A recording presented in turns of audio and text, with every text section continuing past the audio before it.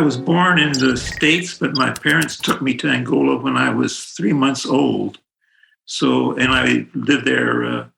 There was one break, but I lived there until I was 14. So my childhood and early adolescence was in Angola. And so, well, I have Africa in my in my heart. Okay, great.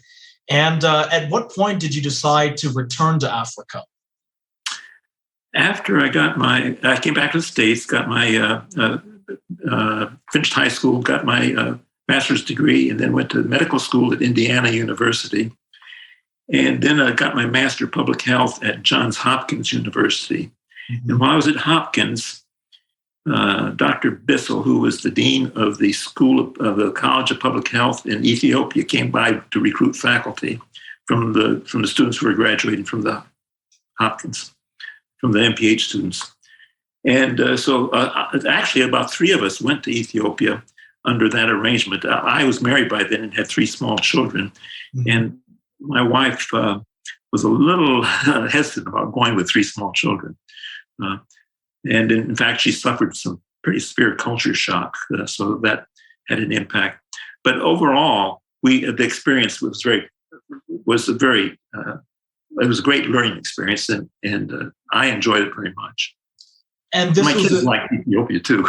Oh, okay. and this was in the 1960s, right? 1967. 1967 to 1969. Okay, great. 3 years. And I was at the Public Health College, which was the college of the Haile Selassie I University. And it was co-sponsored by the World Health Organization as a way to address health manpower shortage in Ethiopia. At that time, Ethiopia only had about 22 physicians for 22 million people. Tremendous shortage. Wow. So we trained health officers who were trained both in clinical health and in public health. They were not medical doctors; they were health officers, and we trained community nurses and sanitarians. They were there to form a team to go out to health outposts all around the country, and so that experiment lasted for about 20 years. I was there for the 15th anniversary of the establishment of the college. And we had an international faculty. We had Ethiopian faculty. We had Belgian, British, and American. And so it was an international faculty. And it was a close-knit faculty because, well, you know, the way it is that when you're in a foreign land. Mm-hmm. And it was a great experience. I learned a lot there. I learned more than I taught. Great. So, I mean, there's that saying, right? I mean, no matter how much education we get, we're always still learning and we're always a student. That's exactly right. It's good to keep your mind open to that. I agree with you completely. And so when you came back to Africa and you landed in Ethiopia to support the medical system there, you mentioned offline that at the time, Ethiopia was very resource constrained. You also just mentioned in this interview that there were something like 22 doctors for every how many people? 22 doctors for 22 million. So it's 1 doctor per million. 1 doctor per million at the time. Wow, that's crazy. Hard to imagine. I mean, as a Westerner, hard to imagine. And my question for you, though, is when you came back to Africa and were working in Ethiopia in these conditions, this resource-constrained environment, what can you tell the audience? What would you say would be the number one thing that you noticed was lacking? So when you first landed in Ethiopia, like if you were to give a specific recommendation to the healthcare system there or to the government, and saying, okay, I know you guys are resource deprived. I know there's only 22 doctors for 22 million people. What is the first thing that you needed to address when you landed in Ethiopia to start turning this around? I'll tell you, I was not when I landed, but it was after I worked in the rural areas for, well, not very long, a few weeks. I realized the number one problem was access to good, clean water. That was the number one problem. In the villages were scattered all around Ethiopia with very little communication between villages. The roads at that time were the infrastructure was very sketchy, and so villagers lived in mud and stick houses, or in tukels. They called tukels, were round cottages, and the housewife would walk a mile or 2 miles or 5 miles to the nearest source of water. Sometimes it was a spring, sometimes it was a river, and carry it back home with a pot on her head or on her back that held a few gallons. And that had to do with the water supply for the household for that day. And every day she made that trek. And so they used the water very, very carefully. It had to serve for cooking, for drinking, for any washing they did. They were very, very careful with it. And you mentioned, sorry, go ahead. Could you please continue? And it was because of the problems with water access that some of the tropical diseases were prevalent. Tick-borne diseases and louse-borne diseases were were common then, and of course, malaria is always a problem in tropical areas. So we dealt with all of that, and the Ethiopian men wore blankets called shamas in the cold season. Ethiopia is an interesting land geographically. It's in the Horn of Africa, and the periphery of the country is all lowland, but the central part is a high plateau, about 7,000 feet, and 7,000 to 10,000 feet. And that's where most of the population lives in the scattered villages. And the climate, even though it's not too far from the equator, it's 3 degrees north of the equator, the climate was ideal in many ways. I mean, it was because of the altitude. The temperatures in the daytime would be in the 70s and 80s, and the nighttime it'd be in the 50s. And then in the cooler season, which was in January and February, it would get down to frost level sometimes, but most of the time, the daytimes were just very nice. So geographically, that was an ideal place to live. The countryside was mostly agrarian. The farmers grew teff, which is a wheat-like substance, and they ground the teff into a flour, and they made it into injera, which was the sort of the bread-like food that they ate as their staple. Then, so the fields of teff during the growing season were very, they were green, and then they turned for at harvest time, and they harvested as you would think that you were in biblical times. They harvested the way they did in biblical times, with oxen threshing the grain on the threshing floor, and then tossing it up with a pitchfork so the wind would blow the chaff away, and they would gather the grain. And then they would collect the grain and pound it into a flour that they used to make their injera. I learned a tremendous amount there. So primitive techniques, but yet effective even in the modern day, right? Yeah.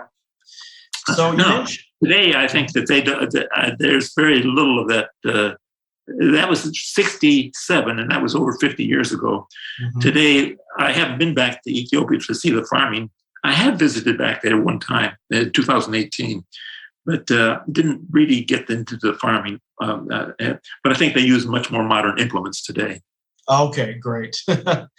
And you mentioned that one of the first things that you had to help address in Ethiopia was the issue of clean water. And you mentioned that the woman of the family would hand carry or manually carry the family's water supply for the day herself. You mentioned there were two main sources at the time, to be accessed for water, rivers and springs. Now, rivers and springs, okay, free flowing, I'm assuming fresh water. And now these freshwater sources of water, I would imagine that was there an issue with parasites and you mentioned malaria, but about bacteria and how clean was the typical water supply that they're accessing, and what kind of sterilization had to be done? The typical water supply would not be from the river would not be clean. There were mountain streams, so some of the mountain streams were not bad, but the river would not be a real clean source of water. If they had a flowing spring, it would be cleaner, but it would be it still could get contaminated very easily. And they carried it, and it was not manually. They had big gourds, clay pots that they carried on their head or carried on their backs, and I suppose those would hold maybe 15, 20 gallons, the largest ones. Maybe not that much. No, not that much. More like 5, 10 gallons. Anyway, yes, we had a lot of parasitic diseases. We had hookworm and tapeworm and all kinds of parasitic diseases. And that was for a different reason. That was because there were no good sanitary facilities. People defecated on the roadside, and many of them were barefoot in the real rural areas, or they wore sandals.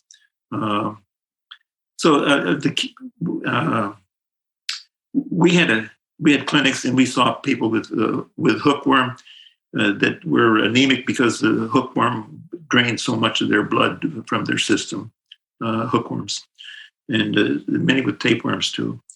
And then rickettsial. There were diseases called rickettsial diseases that were a problem.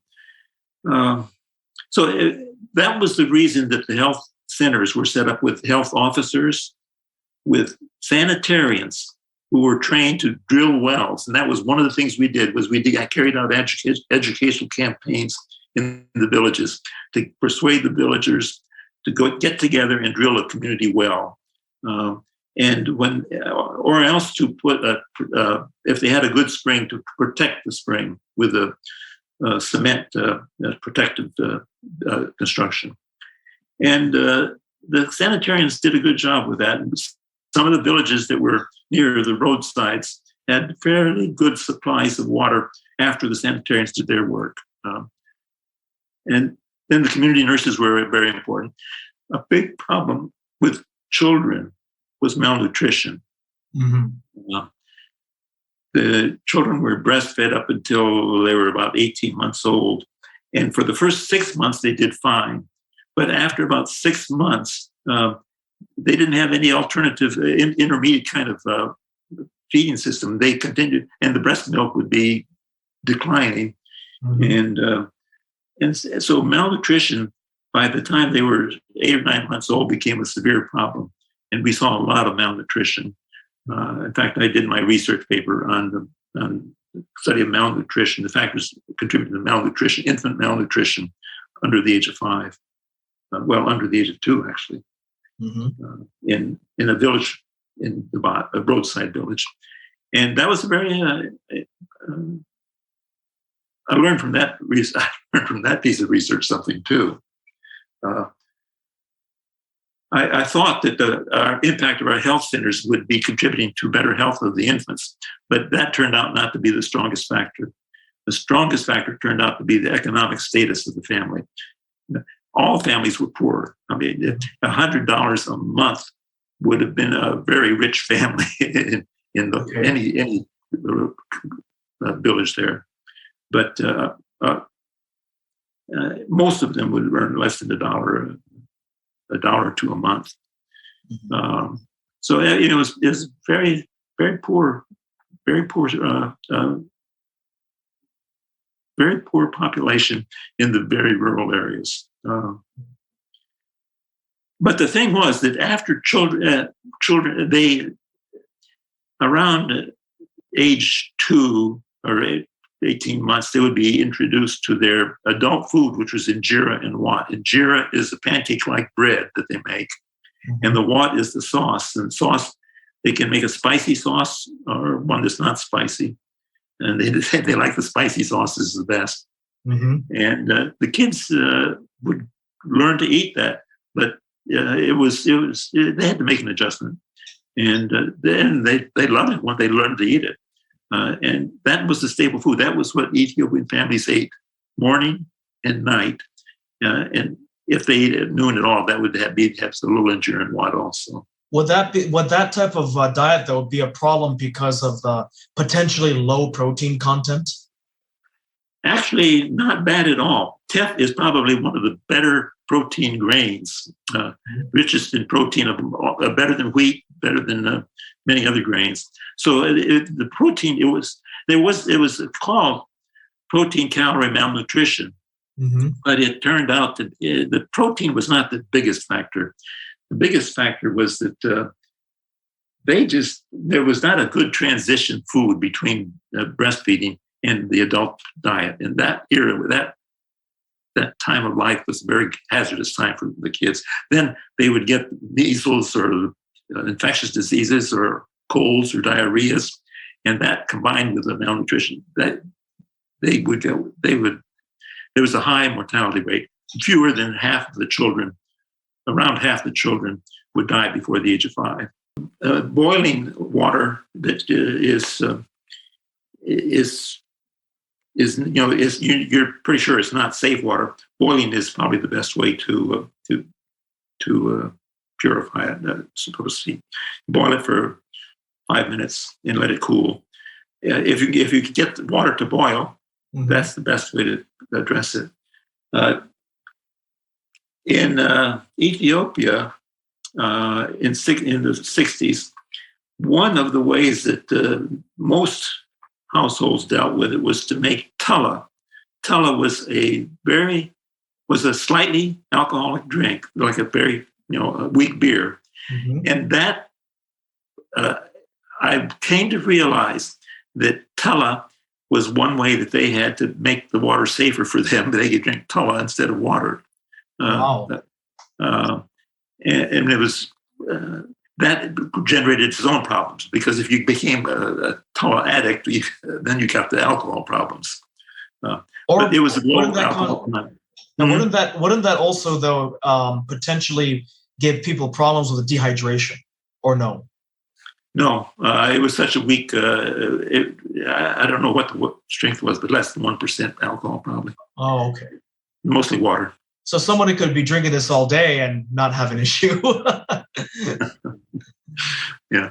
So fermentation was one way for them to try to get clean fluids in their diet. Fermentation, boiling, and those were the principal methods there. If you had access to chemicals like chlorine, you could chlorinate the water, but they wouldn't have access to that. It would be, and chlorine has its own set of problems. Yeah, I was just about to mention that.